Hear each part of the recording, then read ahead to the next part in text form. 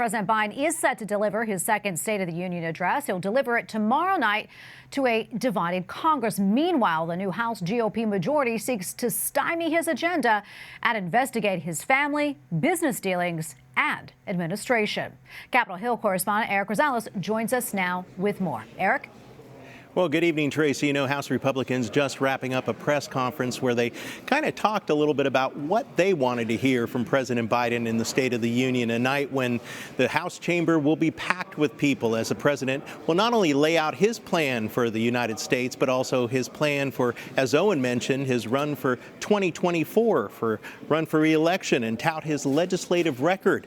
Now, despite the lowest unemployment rate in decades, President Biden's handling of the U.S. economy remains deeply unpopular, and other crises such as the border crisis and even the classified documents that have surfaced. Now, I did speak with a number of lawmakers about what they expect to hear.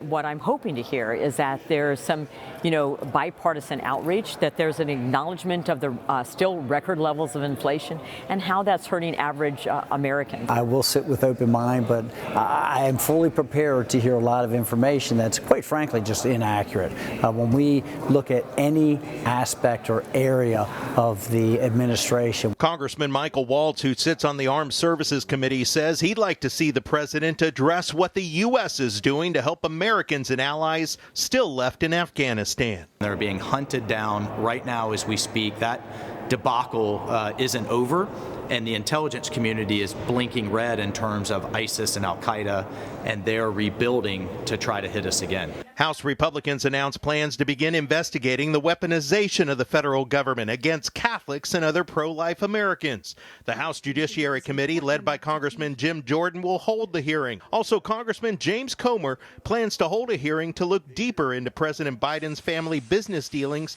and why Twitter refused to cover the Hunter Biden laptop story. This is going to be a good opportunity for the mainstream media to realize that the laptop actually is legitimate. It was Hunter Biden, and it does have some very damaging information on there that proves Joe Biden has not been truthful with the American people. Just a reminder, the State of the Union will get started tomorrow at 9 p.m. Eastern, and this year, COVID restrictions have been lifted, so that means that all members will be able to attend, and many of them are planning to bring guests. At the Capitol, Eric Rosales, EWTN News Nightly.